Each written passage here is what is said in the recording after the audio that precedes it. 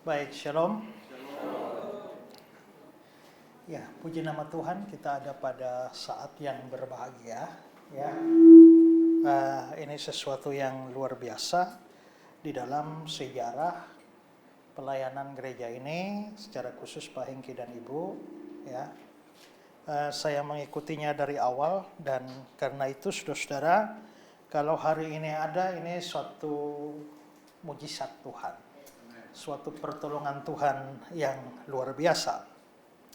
Nah, saudara-saudara, kita bersyukur untuk tempat yang indah ini, sebagaimana kita sudah meresmikannya dan melihat tadi. Tetapi kita perlu tahu bahwa sebenarnya tempat seperti apapun itu sebenarnya hanyalah sarana dan bukan tujuan. Ketika sebuah tempat menjadi sarana untuk melakukan banyak hal kepada Tuhan, maka itu menjadi sesuatu yang baik dan benar. Tetapi ketika itu menjadi tujuan, maka itu menjadi salah. Sama seperti misalnya uang. Kalau orang menjadikan uang menjadi tujuan, maka itu salah. Tapi kalau orang menjadikan uang menjadi sarana untuk melakukan sesuatu tertentu yang berkenan pada Tuhan, maka itu menjadi benar. Saudara, bangsa Israel itu pernah mempunyai dua tempat ibadah yang luar biasa. Pertama kali adalah Bait Allah I yang didirikan oleh Raja Salomo. Tetapi kita bisa melihat karena dosa Yehuda juga akhirnya Tuhan membiarkan Bait Allah yang begitu megah itu akhirnya dihancurkan oleh orang-orang Babel. Pada waktu pulang dari pembuangan kita juga bisa melihat bahwa Esra dan Nehemia membangun Bait Allah kembali, Bait Allah II, tapi kalah megah dibandingkan dengan Bait Allah Salomo. Nanti zaman Herodes, mulai sekitar tahun 20 atau tahun 19 sebelum Masehi, Herodes mulai membuat Bait Allah yang kedua yang ada pada zaman Tuhan Yesus dengan gaya Helenis yang luar biasa. Sehingga waktu itu orang berkata bahwa kalau orang belum pernah melihat Bait Allah Herodes, maka sesungguhnya dia tidak mengerti apa artinya keindahan. Dan saudara baca di dalam Injil-Injil, Yesus pernah duduk dan murid-muridnya, dan murid-muridnya mengagumi Bait Allah itu begitu luar biasa. Tapi Yesus bilang satu hari nanti, satu batu tidak ada di atas batu yang lain. Dan itu menjadi penggenapan. Saudara, Bait Allah yang kedua yang dibangun oleh Raja Salomo itu seperti saya bilang tadi, antara tahun 20 sampai tahun 19 sebelum Masehi sudah dibangun, saudara. Bangun dengan mewah luar biasa. Seluruh tiangnya dilapisi oleh emas. Sementara itu Herodes juga masih membangun istananya. Tapi istananya juga tidak kalah hebat. Istananya begitu megah. Karena itu ketika Bait Allah dianggap sudah selesai, lalu Herodes dengan bangga mau memperkenalkan Bait Allah itu, orang Yahudi bilang, istanamu saja lebih keren dari Bait Allah. Akhirnya Herodes bilang, sabar, belum selesai. Karena itu Herodes terus bangun. Dan saudara ingat di Yohanes pasal 2, pada waktu Yesus bilang, rombak Bait Allah ini dalam 3 hari aku akan bangun kembali. Lalu orang Yahudi bilang apa? 46 tahun orang membangunnya. Kamu bisa bangun dalam 3 hari? 46 tahun itu hitung dari mana? Hitung dari tahun 20 atau 19 sebelum Masehi. Tapi itu belum selesai. Sampai Herodes mati tahun 4 sebelum Masehi, Bait Allah belum selesai. Begitu Herodes mati dilanjutkan oleh anaknya yang namanya Herodes Antipas. Dibangun terus dan selesai diresmikan tahun 66 Masehi. Begitu resmikan tahun 66 Masehi, 4 tahun baru pakai, datanglah orang Romawi tahun 70 Masehi, lalu menghabisi semua di bawah Jenderal Titus, rata dengan tanah. Dan sejak saat itu orang Yahudi tidak punya Bait Allah sampai hari ini. Sekarang baru rencana mau bikin Bait Allah 3, tapi masjid sudah di atas. Mau bagaimana lagi, ya? Nah, maka itu menjadi pergumulan. Artinya rumah Allah zaman Salomo saja begitu megah, Tuhan biarkan hancur. Bait Allah kedua saja Tuhan biarkan hancur. Artinya ketika suatu rumah tidak lagi berfungsi seperti yang Tuhan mau, maka kalau Tuhan biasa biarkan Bait Allah hancur, Tuhan bisa membiarkan gereja-gereja sekarang yang megah itu hancur dan ditinggalkan dan sunyi sepi. Karena itu maka saudara-saudara, gedung itu tidak boleh menjadi tujuan. Gedung itu menjadi sarana. Karena yang paling penting itu bukan gedungnya, tetapi apa yang kita lakukan di sana. Nah, hari ini saya ingin membahas suatu tema, dibangun menjadi rumah rohani, yang saya ambil dari 1 Petrus 2 ayat 4-6. Mari kita perhatikan teksnya. Dan datanglah kepadanya batu yang hidup itu, yang memang dibuang oleh manusia, tetapi yang dipilih dan dihormat di hadirat Allah. Dan biarlah kamu juga dipergunakan sebagai batu hidup untuk pembangunan suatu rumah rohani bagi suatu imamat kudus, untuk mempersembahkan persembahan rohani yang karena Yesus Kristus berkenan kepada Allah. Sebab ada tertulis dalam kitab suci, sesungguhnya aku meletakkan di Sion sebuah batu yang terpilih, sebuah batu penjuru yang mahal, siapa yang percaya kepadanya tidak akan dipermalukan. Saudara-saudara, surat Petrus ini itu ditulis oleh orang-orang Kristen abad pertama yang sedang menderita, sedang tertekan, sedang diserang dan dipandang hina pada waktu itu. Sehingga mempunyai sebuah gedung ibadah itu sesuatu yang rasanya aneh pada masa itu. Kita tahu di dalam sejarah kekristenan mula-mula itu kira-kira 4 abad pertama dari kekristenan itu penderitaan luar biasa. Menjadi orang Kristen harganya nyawa, siap mati. Karena itu saudara-saudara, tidak ada gereja yang mewah seperti sekarang ini di mana-mana. Orang paling-paling hanya mempunyai rumah pribadi yang dikasih sebagai tempat ibadah. Makanya kita baca berulang-ulang, salam kepada jemaat di rumahmu. Mereka hanya jemaat-jemaat rumah. Nanti setelah Konstantinus yang agung menjadi kaisar Roma pertama yang jadi Kristen, baru Kristen diterima sebagai agama resmi negara dan gereja-gereja mulai megah. Nah, saudara-saudara, karena itu maka kekristenan pada zaman Petrus itu penuh dengan sengsara, penderitaan, maka memikirkan sebuah gedung tempat ibadah itu hal yang tidak masuk akal pada waktu itu. Tetapi lebih daripada itu, Petrus bilang, kita mungkin tidak punya tempat atau gedung untuk beribadah, tetapi kita tidak punya bangunan, tapi sesungguhnya kita harus dibangun untuk menjadi satu rumah rohani. Karena itulah Petrus bahas di sana. Nah, karena itu saudara, saya ingin bahas teks ini. Beberapa hal. Pertama saudara, mari kita lihat apa yang dimaksudkan dengan menjadi rumah rohani itu. Sekarang saudara perhatikan ayat 5. Biarlah kamu juga dipergunakan sebagai batu hidup untuk pembangunan suatu rumah rohani. Di sini Petrus bicara soal pembangunan rumah rohani. Nah, apa yang dimaksudkan dengan rumah rohani? Kalau kita lihat kata-kata Petrus di dalam ayat 5 seterusnya, saudara lihat di situ dikatakan apa? Pembangunan satu rumah rohani bagi suatu imamat kudus untuk mempersembahkan persembahan kepada Allah. Maka sepertinya Petrus membicarakan rumah rohani ini ada hubungannya dengan bait Allah Israel. Karena bait Allah Israel itu adalah sistem imamat yang berfungsi memberikan persembahan korban kepada Allah. Dengan kata lain, Petrus mau berkata, orang Israel mempunyai bait Allah yang bersifat fisik atau jasmani, di mana sistem imamat berlaku di sana dan persembahan kurban kepada Allah dilakukan di sana. Tapi orang Kristen itu akan dibangun menjadi suatu rumah rohani, di mana sistem imamat dan sistem persembahannya juga bersifat rohani, tidak fisik seperti bait Allah. Nah, saudara-saudara, mari kita lihat perbedaan antara bait Allah Israel dengan rumah rohani yang dibicarakan Petrus. Saudara-saudara, bait Allah perjanjian lama itu bangunannya fisik. Baik zaman Salomo maupun juga zaman perjanjian baru. Lokasinya di Yerusalem.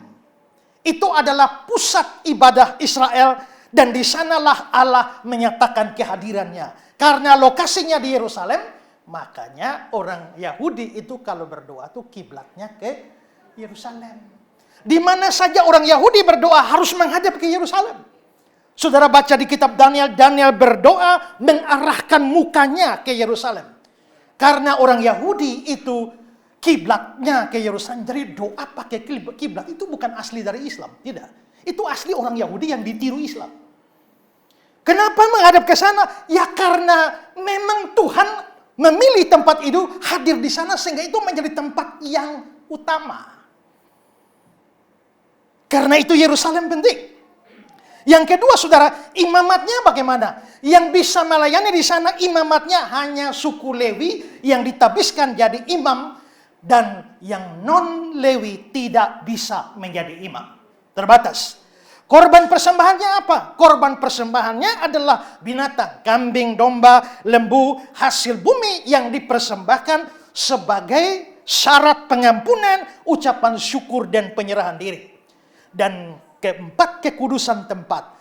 Itu ada batasannya. Makanya ada halamannya, ada ruang kudusnya, ada ruang maha kudus. Ruang maha kudus hanya untuk imam besar, masuk 1 tahun 1 kali. Yang kudus itu hanya untuk imam-imam. Sementara jemaat itu di mana? Di halaman. Kalau kita sekarang halaman tempat parkir. Kalau di sana halaman itu tempat ibadah. Ku masuki gerbangnya dengan hati bersyukur, halamannya dengan pujian. Halaman itu tempat ibadah. Makanya ketika orang berjualan di halaman bait Allah, itu mempengaruhi atau membatasi orang beribadah. Nah, itulah sistem bait Allah Yahudi. Tapi bagaimana dengan rumah rohani perjanjian baru? Rumah rohani perjanjian baru ini lokasi dan fungsinya ini ternyata bukan gedung, tapi orang percaya dan tidak dibatasi lagi oleh tempat. Efesus 2. Di dalam dia bertumbuh seluruh bangunan, rapi tersusun menjadi bait Allah yang kudus di dalam Tuhan. Di dalam dia kamu juga turut dibangun menjadi tempat kediaman Allah di dalam roh. Atau 1 Korintus 3 ayat 16. Kamu adalah bait Allah. Maka kita bisa lihat di sini sistemnya menjadi berubah. Tempat juga tidak lagi menjadi istimewa. Kalau bait Allah atau rumah perjanjian lama, Yerusalem itu menjadi pusat. Tetapi dalam perjanjian baru, Yerusalem kehilangan nilai rohaninya. Walaupun masih punya nilai historisnya. Maka Allah yang ditemui di Jakarta sama dengan yang ditemui di Yerusalem.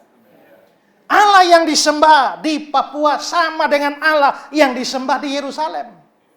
Doa yang dinaikkan di Sulawesi sama manjurnya dengan doa yang dinaikkan di Yerusalem. Karena itu tidak usah ikut bodoh-bodoh pergi ke Israel titip doa. Ya dong, lalu tusuk-tusuk di batu-batu itu. Apakah saudara berpikir bahwa doa di sana jauh lebih manjur? Tidak. Karena perjanjian baru sudah berubah polanya. Maka Yerusalem memang unik dari sisi sejarah. Tapi dari sisi rohani tidak. Imamatnya bagaimana? Kalau tadi di sana kita lihat imamatnya hanya orang Lewi. Tetapi perjanjian baru, semua orang percaya itu menjadi imamat yang am. 1 Petrus 2 ayat 9. Tapi kamulah imamat yang rajani. Saudara, imam itu apa? Imam itu perantara. Maka Allah di surga, umat di sini, imam di tengah.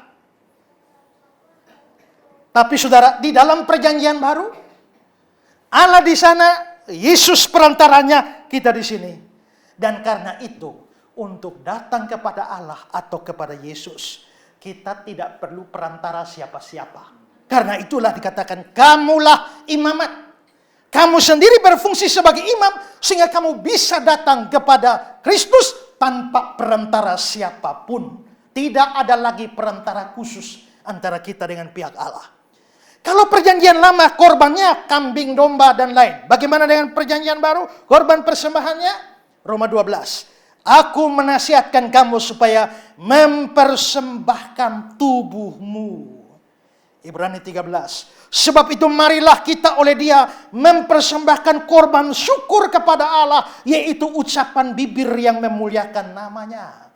Kalau begitu kita lihat sistem korbannya juga sudah berubah. Bagaimana dengan kekudusannya? Kekudusan di dalam perjanjian lama itu ada ruang maha suci, ruang suci dan pelataran. Tetapi kekudusan di dalam konsep rumah rohani tidak lagi terikat oleh tempat, tetapi semua orang percaya yang disucikan dan dikuduskan oleh Kristus. Maka itulah kekudusannya. Kalau begitu saudara, apa yang dimaksudkan dengan rumah rohani yang dibicarakan Petrus? Tentu itu bukan gedung fisik, melainkan komunitas orang percaya yang mengambil alih peran Bait Allah Perjanjian Lama sebagai tempat Allah berdiam, tempat imamat yang kudus melayani, dan tempat persembahan untuk Tuhan dipersembahkan. Fungsi rumah rohani itu menjadi jelas di dalam ayat 5. Untuk mempersembahkan persembahan yang karena Yesus Kristus berkenan kepada Allah. Jadi rumah rohani itu adalah bukan hanya soal tempat Allah berdiam, tapi tempat umat memberikan persembahan yang terbaik bagi Tuhan. Itulah rumah rohani. Jadi kalau kita hidup di dalam Kristus, kita taat kepadanya, kita berfungsi dengan peran masing-masing, maka sesungguhnya kita sedang dibangun menjadi sebuah rumah rohani. Sekarang saudara, bagaimana? Yang kedua, bagaimana rumah rohani itu dibangun? Saudara, kalau kita membangun satu bangunan fisik, tentu ada banyak pihak yang kerja di sana. Lalu kalau membangun rumah rohani, ini pihak mana saja yang terlibat? Ada beberapa pihak. Pertama, itu adalah pihak Allah. Dalam hal ini Allah Bapa. Nah, Allah itu disinggung di dalam teks kita. Saudara lihat ayat 4-5 tadi, di akhir ayat 4, dihormati di hadirat Allah. Lalu di akhir ayat 5, mempersembahkan persembahan kepada Allah. Allah di situ Allah yang mana? Karena kita percaya Bapa, Anak, dan Roh Kudus. Nah, meskipun Kristus sendiri adalah Allah, tapi Allah di situ tidak menunjuk pada Kristus, tapi menunjuk pada Allah Bapa. Karena dalam ayat 4 dikatakan Kristus dipilih dan dihormati di hadirat Allah. Berarti Allah di situ bukan Kristus. Itu menunjuk pada Allah Bapa. Selanjutnya dalam teksnya kita ayat yang kelima, kalau saudara lihat teks itu dalam teks Yunaninya itu ada kata dia yang saya garis bawahi itu. Kata dia itu artinya apa? Kata dia ditambah dengan bentuk genetif itu artinya melalui atau dengan perantaraan. Jadi Allah adalah penerima korban persembahan, tapi persembahan itu diterima melalui Kristus. Maka saudara mau kasih persembahan apa saja, tanpa Kristus persembahannya gak nyampe. Saudara mau doa macam apa saja, tanpa Kristus doanya gak nyampe. Mau pakai sound system berapa hebat pun gak nyampe. Ya. Kalau saudara penyembahan sekalipun, saudara angkat tangan menyembah. Tapi kalau tanpa Kristus, penyembahan itu tidak sampai. Maka di sini persembahan rohani berkenan pada Allah, tapi melalui Kristus. Kalau memang itu kepada Allah melalui Kristus, artinya Allah di situ bukan Kristus. Maka Allah di situ adalah Allah Bapa. Maka di sini ada pihak pertama dalam pembangunan rumah rohani itu adalah pihak Allah Bapa. Nah, Allah Bapa perannya apa dalam pembangunan rumah rohani? Sekarang lihat ayat 4 dan 5. Datanglah kepadanya batu yang hidup, yang memang dibuang oleh manusia, tapi dipilih dan dihormati di hadirat Allah. Siapakah batu yang hidup itu? Itu adalah Kristus. Tapi batu yang hidup itu dipilih dan dihormati di hadirat Allah. Nah, maka frase dipilih dan dihormati di hadirat Allah menunjukkan bahwa Allah Bapalah yang memilih dan menempatkan Kristus sebagai batu utama dari bangunan itu. Kalau begitu, apa peran Allah Bapa di sini? Peran Allah Bapa yaitu memilih dan menetapkan dasar dari bangunan rohani. Lalu ayat yang kelima. Biarlah kamu juga dipergunakan sebagai batu hidup untuk pembangunan suatu rumah rohani. Saudara, biarlah kamu dipergunakan. Oikodomiste. Menunjukkan bahwa ada pihak lain yang mempergunakan. Biarlah kamu dipergunakan. Berarti ada yang mempergunakan kamu. Siapa yang mempergunakan kamu? Dari sini jelas itu adalah Allah. Kalau begitu maka Allah Bapa mempunyai peran aktif di dalam mempergunakan semua kita untuk membangun rumah rohani. Lalu ayat 6. Sebab ada tertulis dalam kitab suci, sesungguhnya aku meletakkan di Sion sebuah batu terpilih, sebuah batu penjuru yang mahal, dan seterusnya. Ini Petrus ambil dari mana ayat ini? Sebab ada tertulis di mana? Di Yesaya pasal 28. Lihat. Sebab itu beginilah firman Tuhan Allah. Berarti Tuhan Allah. Sesungguhnya aku meletakkan sebagai dasar di Sion. Siapa yang meletakkan? Tuhan Allah. Maka di sini kita bisa lihat berarti Allah Bapa bertindak sebagai perintis dari rumah rohani itu, di mana Dia memilih dan menetapkan dasarnya. Nah, bahwa Allah sebagai perintis dan pembangun dari rumah rohani ini bisa ditemukan dasarnya dari bagian yang lain. Misalnya dalam 1 Korintus 3 ayat 9. Kamu adalah bangunannya Allah. Ibrani 3 ayat 4. Sebab tiap rumah dibangun oleh seorang ahli bangunan.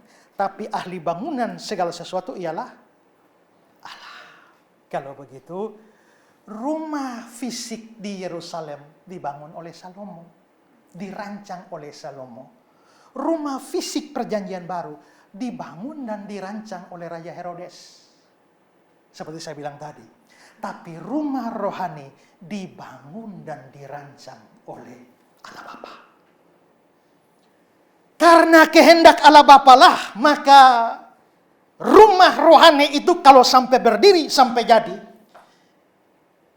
siapa yang layak dihormati? Allah.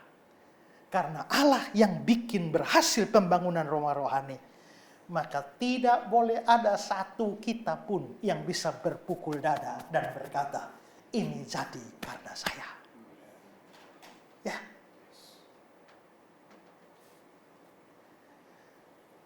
Saya tidak bisa pukul dada bahwa karena Esra suruh maka gereja di Kupang sana jadi. Pak Hengki tidak bisa berpukul dada bahwa karena saya makanya GKPR jadi. Atau siapapun tidak bisa. Kenapa? Karena dari sini rumah rohani itu pembangunnya, perintisnya adalah Allah. Maka semua pelayan yang membawa pertumbuhan kepada tempat ini atau komunitas rumah rohani, itu semua hanya batu-batu kecil saja. Tapi perancangnya adalah Allah sendiri. Seringkali kita terjebak. Ketika pelayanan kita membesar, kita terjebak untuk berbangga diri bahwa kitalah pembangunnya.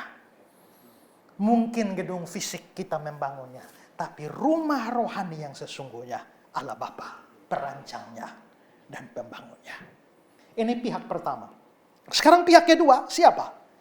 Pihak keduanya adalah Kristus yang terlibat di dalam pembangunan rumah rohani ini. Nah, saudara-saudara, peran Kristus ini sangat vital. Pertama-tama, Kristus menjadi fondasi dari rumah rohani itu. Dan selanjutnya, Dia menjadi perantara yang bikin persembahan kita sampai kepada Allah. Sekarang mari kita lihat. Pertama, Dia adalah batu hidup. Ayat 4. Datanglah kepadanya batu yang hidup itu. Saudara, sesuai dengan konteks pembangunan rumah rohani, maka batu di sini pasti bukan batu sungguh-sungguh. Ini metafora. Ini gambaran di mana Kristus itu menjadi batu fondasi dari rumah rohani itu.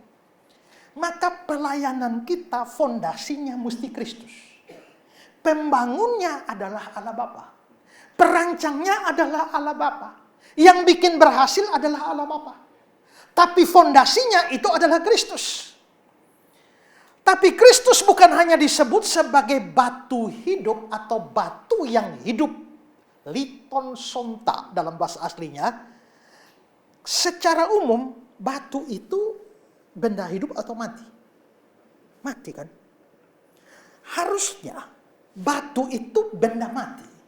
Dan batu itu sudah mati, keras, statis. Yang di sini keras dan statisnya bisa cocok untuk metafora Kristus. Tapi yang matinya tidak cocok untuk Kristus. Tapi kenapa Kristus disebut sebagai batu yang hidup? Rupanya saudara, batu yang hidup ini karena dikaitkan dengan Dia bangkit dari antara orang mati. Tahu dari mana menafsir demikian? Dari ayat 4. Dan datanglah kepadanya batu yang hidup itu, yang memang dibuang oleh manusia. Apa artinya dibuang oleh manusia?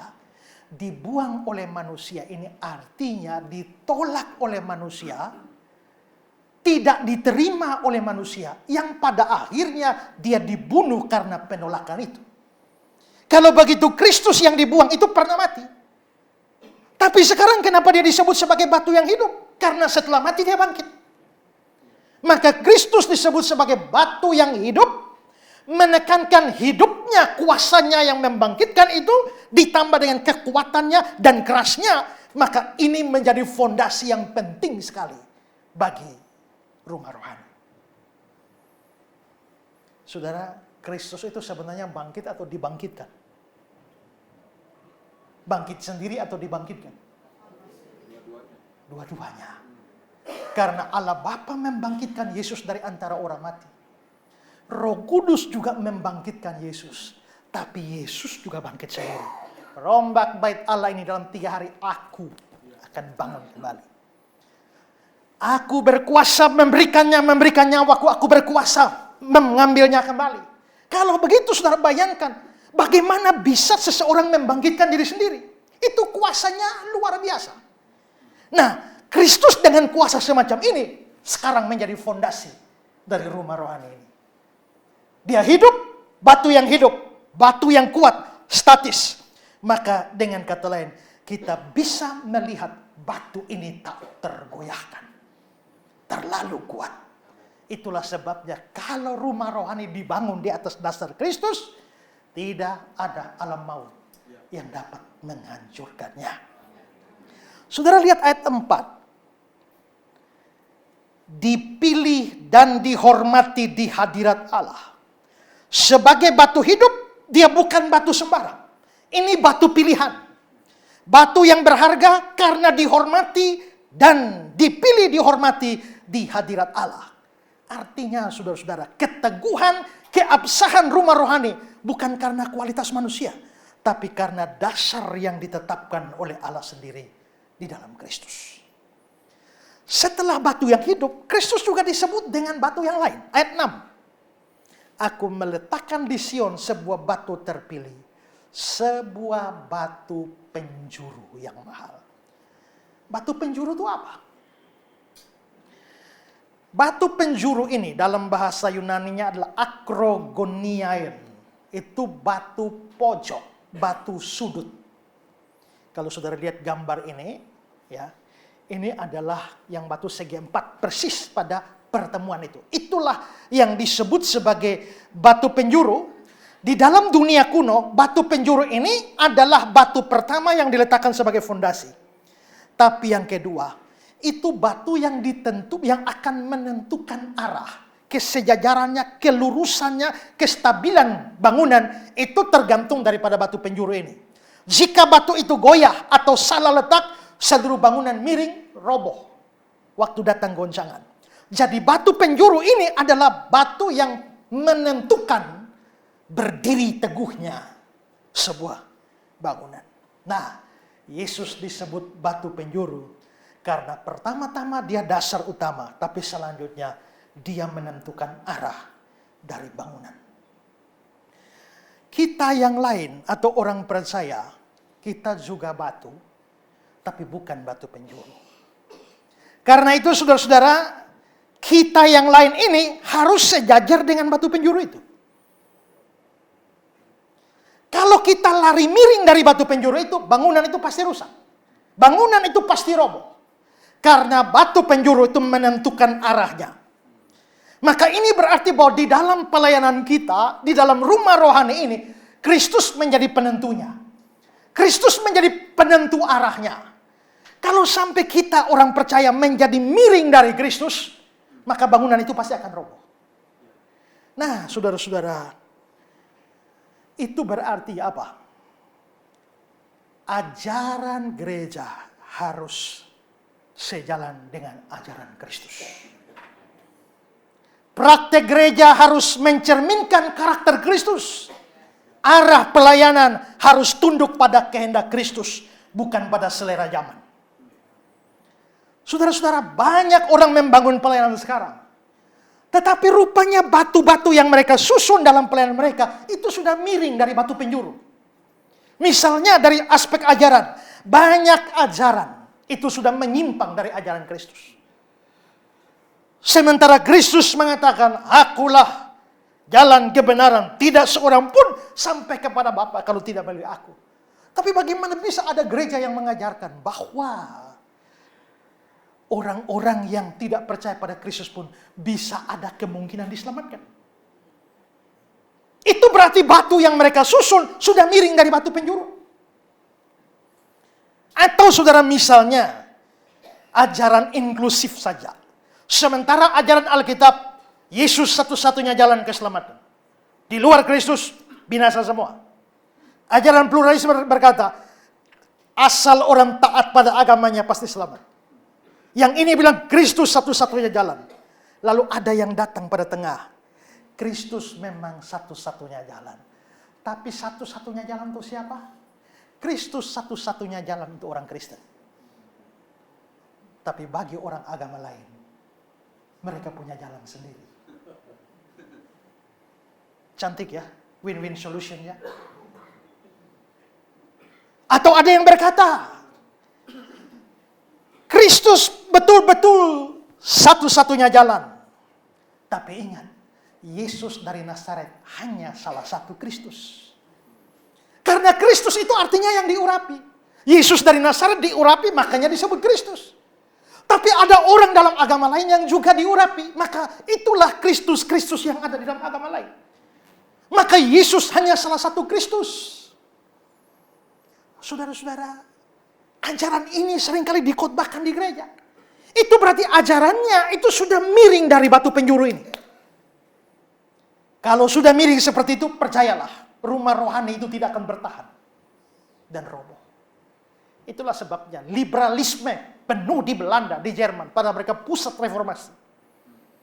Dan sampai sekarang gereja-gereja di Belanda, di Jerman yang adalah pusat reformasi, sekarang hanya tinggal kenangan dan sejarah, puing-puing saja. Ada yang sudah dijual, dibeli lagi oleh orang Islam jadi masjid. Ada yang sudah tidak bisa lagi dijual supaya jadi kafe dan lain sebagainya. Saudara tahu Turki itu adalah pusat kekristenan. 7 jemaat di Wahyu 2 ayat 3, di Wahyu 2 dan 3. Smyrna, Efesus, Pergamus dan sebagainya. Itu di Asia Kecil pusat kekristenan. Kita mengenal ada konsili Nisea, konsili Konstantinopel. Itu di mana? Itu di Turki. Tapi hari ini kita pergi ke Turki. Ada berapa gereja di sana? Saya kalau bawa orang tur ke Israel dan Turki, bagi saya, karena saya suka menjelaskan, bagi saya menjelaskan tentang Israel lebih mudah. Karena saudara-saudara, ini Taman Getsemani. Taman Getsemani-nya masih ada. Pohonnya masih ada. Kita ngomong tentang Golgota masih ada, biarpun ada Golgota 2 versi. Kan versi Katoliknya sendiri di mana itu ya, Holy Sepulchre Church, maupun juga versi Protestan Garden Top. Tapi Golgotanya 2 kemungkinan itu masih ada. Kita ngomong tentang Danau Galilea ada, Laut Mati ada. Tapi pergi dan menjelaskan gereja di Turki, kita harus bermain imajinasi. Karena di situ hanya batu kosong.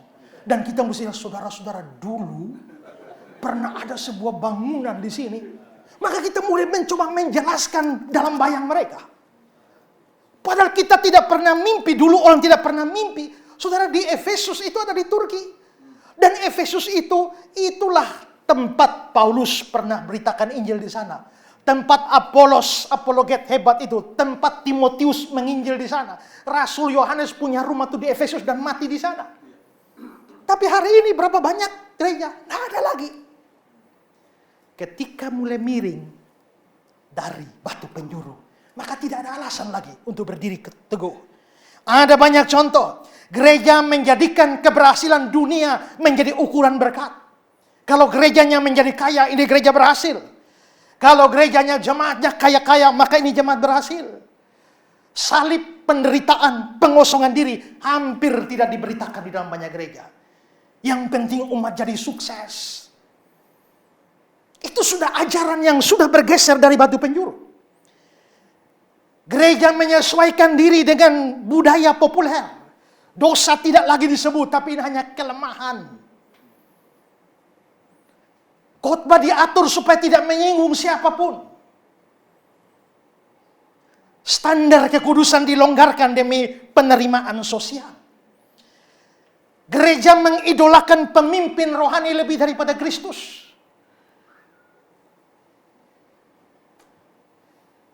Pemimpin tidak boleh dikritik. Otoritas pemimpin lebih daripada kitab suci. Dan jemaat lebih takut melawan orang yang diurapi daripada melawan firman Tuhan. Ya kan? Mau dikritik sama Tuhan, jangan mengusik orang yang diurapi Tuhan. Semua diam, ya kan? Kita lebih takut kepada orang yang diurapi Tuhan daripada firman Tuhan sendiri. Itu artinya apa? Batu yang disusun itu sudah tidak lurus dengan batu penjuru. Gereja mengutamakan pengalaman daripada kebenaran. Orang tidak peduli apa yang firman Tuhan katakan. Yang penting kita mengalami. Pengalaman lebih penting daripada kebenaran. Kita tidak anti pengalaman, tapi pengalaman harus diuji dari kebenaran. Sehebat apapun pengalaman itu, kalau tidak cocok dengan firman, lepaskan pengalamannya. Karena pengalaman bisa benar dijadikan ajaran, itu bahaya. Ada satu pria jomblo yang cari-cari jodoh tidak dapat-dapat. Tapi dia pintar menggambar. Satu hari dia ambil kertas dan dia gambar cewek yang cantik sekali. Sempurna. Lalu dia mulai tempel di tempat tidurnya. Lalu pagi bangun tidur dia menghadap gambar itu dan berdoa, Tuhan, kirimkanlah aku kekasih seperti ini. Malam sebelum tidur berdoa lagi. Pagi bangun tidur berdoa lagi. 3 tahun. Ajaibnya Tuhan kasih dia jodoh. Persis seperti gambar itu. Benar terjadi? Benar. Pengalaman nyata. Setelah pengalaman nyata itu, lalu dia mulai berkata, saudara-saudara, cara mencari jodoh yang tepat ialah gambarlah orang yang kau inginkan. Sampai di saya yang tidak tahu gambar. Ini rumit ini kan? Apa yang dia alami benar, tapi menjadikan itu sebagai standar, itu menjadi salah. Saudara bergumul dengan pergumulan hebat lalu berdoa, Tuhan kabulkan doa saudara. Puji Tuhan, pengalaman itu yes. Tapi gara-gara itu saudara berkata, apa saja yang saudara minta Tuhan pasti kasih. Saudara lupa bahwa orang beriman seperti Rasul Paulus, minta duri dalam daging keluar saja Tuhan yang cukup sudah kasih karunia. Tapi banyak orang mengorbankan kebenaran demi pengalaman. Banyak gereja bukan lagi berfungsi sebagai tubuh Kristus, tapi sebagai event organization. Yang hanya mengelola sebuah acara. Menghadirkan pembicara yang bagus, penyanyi yang hebat sehingga orang datang. Kemarin saya baru khotbah di Kupang. Khotbah Natal. Tema yang diberikan pada saya adalah sambutlah Kristus Sang Juru Selamat. Lalu saya bahas beberapa hal. Dan ya, saya ambil dari orang Majus. Saya bilang, orang Majus itu datang untuk menyembah, bukan untuk menonton. Anehnya hari ini banyak orang datang acara Natal, bukan untuk menyembah, tapi untuk menonton. Apalagi lagunya baru semua. Kita mau nyanyi juga, sudah lagu baru, slide terlambat. Mau buka begini kita nggak tahu. Akhirnya banyak orang memilih diam dan nonton saja. Kita seperti nonton konser dan kita tidak menyembah. Gereja memisahkan Injil dari salib. Injil yang sejati menjadi hilang. Dan mimbar gereja didominasi oleh motivator-motivator yang dikemas dengan nilai Kristen. Tapi sesungguhnya tidak ada berita Injil di sana. Artinya apa? Artinya batu penjurunya ke sini. Tapi kita membangun batu lain yang miring begini. Bagaimana rumah rohani ini bertahan? Rumah rohani itu lambat atau cepat pasti akan roboh. Karena itu menjadikan Kristus batu penjuru artinya kita itu batu penentu arah dari bangunan itu. Maka gereja Tuhan harus betul-betul tahu apa yang Kristus mau.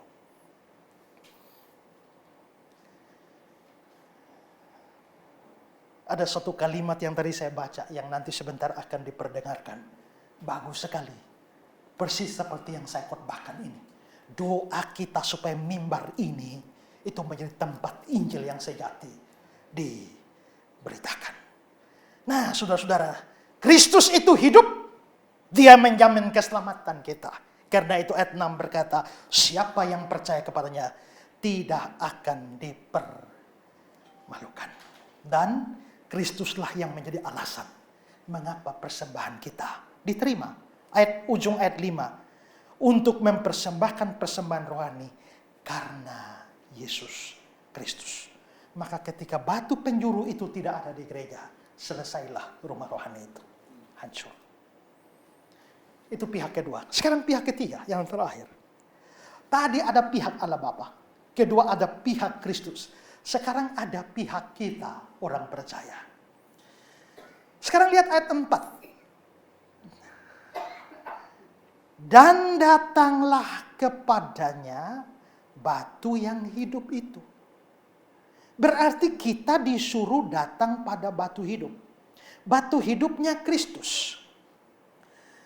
Kata yang dipakai datanglah, prosekomai, artinya mendekatlah, hampirilah, dan dari struktur bahasanya itu artinya hampirilah berulang-ulang. Dekatilah berulang-ulang. Artinya bukan hanya sekali datang. Banyak orang hanya sekali datang pada Yesus, yaitu saat dia bertobat pertama kali. Habis itu nggak pernah datang lagi. Tapi kata datanglah di sini itu bermakna datanglah terus-menerus, hampirilah, mendekatlah terus-menerus. Datang berarti beriman, berarti percaya, berarti bersandar sepenuhnya. Datang artinya bangunlah relasi intim dengannya, bukan hanya sekedar kenal dari jauh. Datang berarti menyerahkan hidup kita untuk dipasang, untuk mendirikan bangunan ini. Saudara-saudara, ingat, Kristus disebut batu hidup karena dia hidup melalui kebangkitan. Dia dasar yang kokoh. Maka datang kepadanya berarti mengakui pertama-tama dia fondasinya. Dan mengapa itu penting? Karena dia satu-satunya dasar. 1 Korintus 3:11. Tidak ada seorang yang dapat meletakkan dasar lain daripada dasar yang telah diletakkan Yesus Kristus sendiri. Dia memberi hidup karena dia batu hidup. Dia menentukan arah dan kesatuan. Karena itu, datanglah terus-menerus. Jangan datang kepada yang lain. Datang dengan penyerahan diri. Sekarang lihat ayat 5. Setelah datang, biarlah kamu juga dipergunakan sebagai batu hidup. Batu hidup ini siapa? Pertama, datanglah kepada batu hidup. Siapa batu hidupnya? Kristus. Tapi ayat 5, biarlah kamu juga dipergunakan sebagai batu hidup. Batu hidup ini siapa? Kita. Kalau begitu, Kristus batu hidup, kita juga batu hidup. Nah, tapi kita dipergunakan. Selama kamu dipergunakan, kamu jadi batu hidup. Tapi kalau kamu tidak dipergunakan, kamu batu mati. Ngerti? Sekarang kita mau membangun pelayanan di sini. Kristus sudah diletakkan sebagai batu hidup. Begitu Pak Hengki serahkan diri Tuhan, pakailah saya. Pak Hengki jadi batu hidup. Pak Rafli bilang, Tuhan inilah hambamu, jadi batu hidup. Tapi bagian sana lipat tangan saja tidak maulah. Saudara semua batu mati. Ya kan? Artinya saudara, datanglah terus-menerus, lalu serahkan dirimu untuk dipergunakan. Banyak orang hadir dalam ibadah, tapi datang hari Minggu dan pulang lalu minggu berikut datang lagi. Tapi dia tidak bikin apa-apa. Sekarang coba, saudara pikir, saudara hari Minggu datang. Sampai di bawah ada penyambut tamu. Selamat datang Bapak. Lalu Bapak datang di situ. Begitu sampai pintu, selamat datang Bapak, mari duduk. Setelah itu saudara duduk. Lalu ada WL yang pimpin saudara menyanyi. Lalu waktu saudara kasih persembahan pun saudara nggak maju, dibawakan lagi di situ lagi, ya toh. Nah setelah itu saudara pulang dan dikasih doa berkat, pulang. Sekarang saya tanya, waktu saudara datang hari Minggu itu, saudara melayani atau dilayani?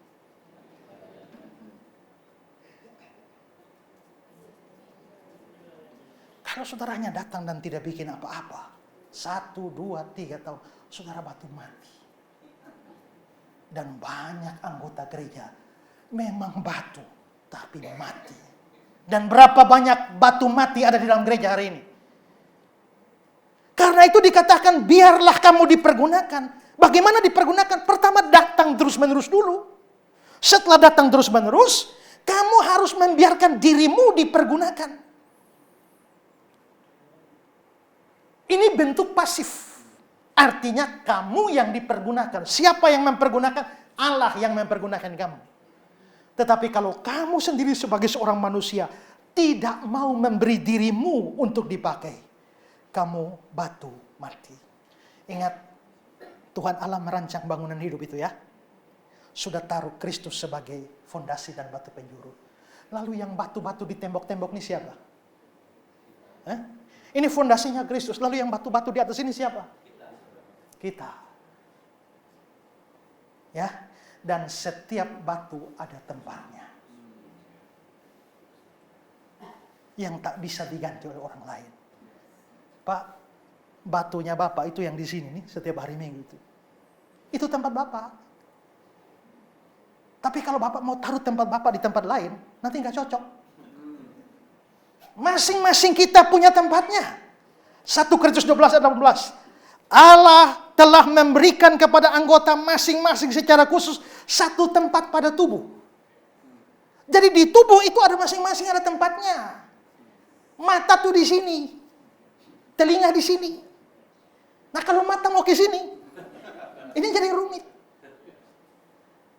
Masing-masing dalam analogi bangunan, kita semua adalah masing-masing adalah batu. Tapi dalam analogi tubuh, masing-masing kita itu adalah anggota tubuh dengan fungsinya masing-masing. Nah, saudara, setelah taruh batu di sini, lalu ada satu batu di sebelah. Antara batu yang satu dengan batu yang lain, ada apa? Pak Rafli mau menyerahkan diri sebagai batu yang hidup dipakai. Taruh di ujung sana. Ya, Bapak juga serahkan diri, tapi 10 kilometer ke sana. Nyambung nggak? Nggak bisa. Artinya batu yang satu itu memang harus nyambung dengan batu yang lain. Ada semen yang mengikatnya semua. Baru jadi bangunan. Maka di sini artinya bahwa batu yang satu tidak bisa terlepas dari batu yang lain. Pelayanan seorang pelayan, satu orang yang melayani tidak bisa terlepas dari yang lain. Karena tanpa yang lain saya batu tidak bermanfaat. Saya Tuhan pakai sebagai pemberita firman. Tapi dalam pelayanan ini, kalau tidak ada orang yang main musik bagaimana? Kalau tidak ada orang yang urus ini LED bagaimana? Kalau tidak ada orang yang urus sound system bagaimana? Kalau tidak ada orang yang terima tamu bagaimana? Bisakah saya lakukan semua? Kalau begitu saya batu, tapi saya butuh batu yang lain. Maka batu itu harus tersambung satu yang lain. Atau sama seperti pasal itu. Pasal itu akan menghasilkan suatu gambar yang indah. Tapi begitu satu pasal terlepas, tidak ada di situ, gambar itu tidak sempurna. Nah kalau begitu saudara-saudara, serahkan dirimu untuk dipakai oleh Tuhan. Tapi kalau Tuhan taruh kamu di pojok sana, jangan kepengen di sini. Tapi kalau Tuhan taruh kau di sini, jangan mau di pojok sana. Nanti kamu tidak berfungsi dengan baik. Masing-masing orang harus belajar, mengerti Tuhan mau pakai saya di mana. Yang penting adalah serahkan diri. Bagaimana kalau dalam acara KKR kita change? Saya main bass, Bapak khotbah. Ini bisa kacau kan? Tapi itu akan jauh lebih baik kalau Bapak di sana dan saya di khotbah. Karena memang saya batu yang Tuhan taruh di sini, tapi beliau batu yang Tuhan taruh di sana. Di sana batu di sana. Karena itu saudara-saudara, kalau Tuhan taruh kamu hanya batu kecil di pojok sana, jangan kecewa. Kenapa? Karena kamu dipilih dan ditempatkan di sana. Itu ada manfaatnya. Nah, karena itu saudara-saudara, maka gereja GKPR hari ini kita bersyukur untuk bangunan ini. Tapi saudara harus melihat dengan mata iman. Ada suatu rumah rohani di sini. Dan rumah rohani itu adalah komunitas kita bersama. Allah Bapa yang merancangnya dan menentukannya, keberhasilannya. Kristus sudah menjadi batu dasarnya dan batu penjuru. Sesuaikan dengan itu. Dan giliran kita semua serahkan diri. Tuhan, saya ini batu mati. Tapi saya mau jadi batu hidup dengan menyerahkan diri saya. Ini untuk dipakai oleh Tuhan. Semoga tidak ada di antara kita yang bingung.